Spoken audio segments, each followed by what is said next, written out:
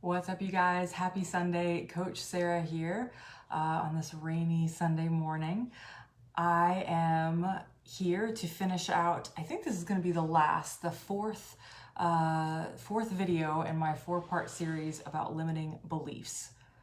I might have a follow-up video next week. We'll see. But for today, as always, I'm asking the question, can lasting weight loss, can moving to your ideal body, can it be lasting and can it be enjoyable at the same time? So with that said, let's dive in.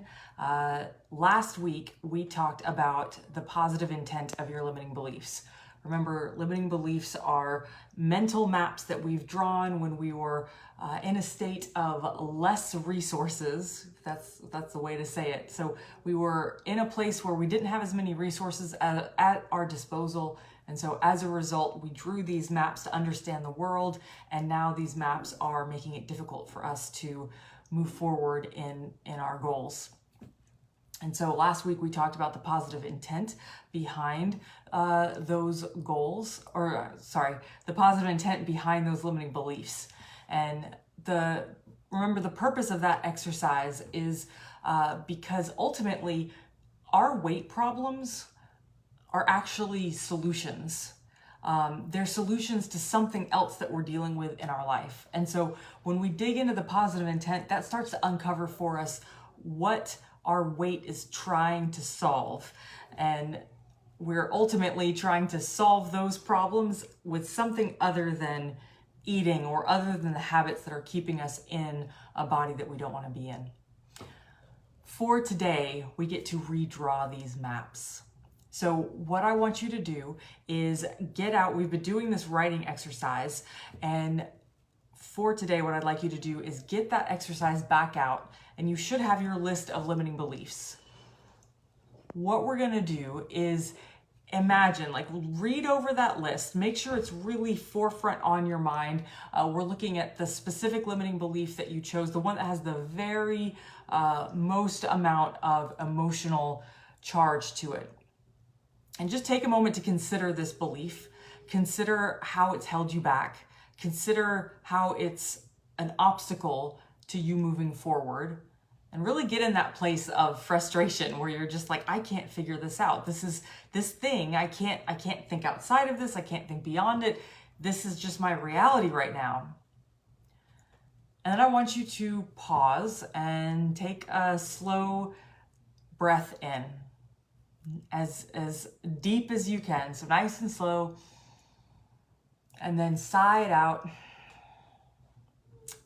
And then I want you to imagine that you are sitting down with a person. And this person is actually you in 5 years.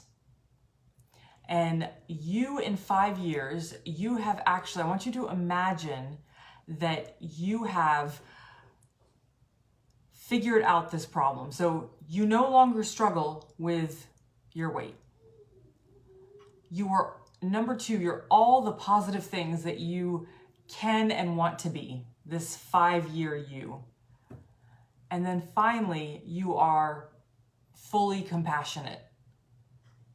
So you no longer struggle with this problem, you're all the positive things you want to be, and you are fully compassionate. So there's no part of you that's critical or wants to shame.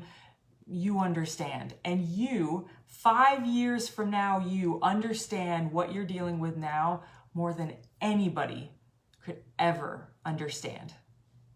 So you're sitting down at a coffee shop or somewhere with you, and you start telling you all of these struggles that you're dealing with. I've got this weight problem and I can't get through it because of this and because of this and because of this limiting belief. And you're sharing this with 5-year you. What would you in 5 years, how would you respond to you? You might not know the answer right off the bat. You might be like, well, I don't know. I've got this problem. How would I know? But I just want you to ask, what if you knew? What could 5-year you respond? And when you're thinking about this response, I want you to consider that you in 5 years would not give you just a straight on, well, that's wrong. They would actually give you an all-encompassing yes, and consider this as well. So an example might be, if your limiting belief is that weight loss is hard, you in 5 years might say, yes, weight loss can be very, very difficult. Think of it this way though. Consider anything that's hard in your life, other things that have been hard in your life that you have successfully done. What's been the key to that? Maybe it was a test. Maybe it was a big test at the end of high school or college that you took. But think about those hard things. They're hard if we just show up to them expecting that it'll all fall into place, right? But what about when you've taken the time to sit down and prioritize, okay, this hard thing is coming. Let's come up with systems. Let's come up with rhythms and routines that we can build around it. So think of that hard thing. Think of that test that you did where maybe you did a lot of preparation, and when you showed up, you rocked it. Or maybe it was something at work that you did, or a relationship that a rocky time with a relationship, something where it was very, very difficult. But because you came up with a plan, you came up with these routines, you were actually able to make that thing quite easy.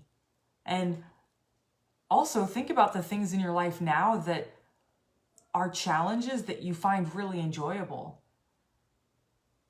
The key to you finding them enjoyable is because it was a challenge and you put attention on it and you figured it out and you brought all of your resources to bear on it, and now it's something that you do for flow. It might be if you train at our gym, kickboxing might be a great example. Kickboxing might have been that thing that at one point you were like, oh, I could never do that. And then you showed up and you took a class, and the first class was really hard, and then you just kept doing it, and you kept training, and you kept training. And maybe you've been doing it for several months, maybe for several years. And now you realize, wow, this thing that used to be really hard for me, because it was hard, because it was a challenge, now it's actually super enjoyable.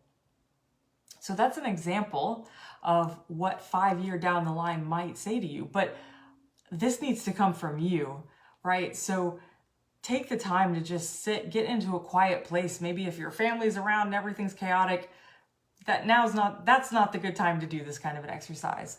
But maybe right before you go to bed, or maybe when you wake up in the morning, if you just have time to yourself, really ask yourself, what would 5 years from now me say to me that knows I've accomplished this, I've overcome this struggle?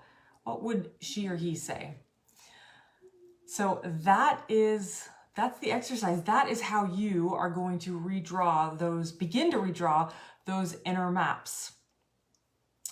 The last thing I will leave you with, in addition to this, so after you've written this all-encompassing, maybe it's a whole paragraph. I don't know how many statements you can write around this, but whatever comes from inside that you're able to pull out of you, write those things down. And then your homework for this week is, I want you to, if you can, each day take one of the things you've written and find an example in real life that proves that.